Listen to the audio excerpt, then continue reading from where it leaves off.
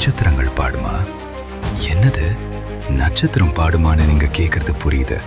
NASA இப்பதான் நட்சத்திரங்கள்ல இருந்து வர சத்த அதிர்வுகளை ரெக்கார்ட் பண்ணி வெளியிட்டிருக்காங்க.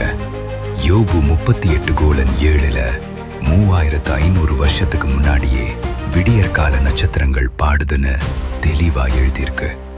சயின்ஸ் இன்னைக்கு கண்டுபிடிக்கிறத பைபிள் அன்னைக்கே சொல்லிருச்சு.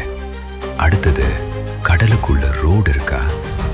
மேத்யூ மோரிங்கிற சயின்டிஸ்ட் கடலுக்கு வழி இருக்குன்னு பைபிள்ல படிச்சுட்டு தேடி போனார்.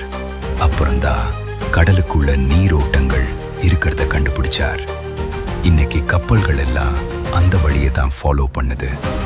சயின்டிஸ்டுக்கே மேப் போட்டு கொடுத்துருக்கு நம்ம பைபிள்.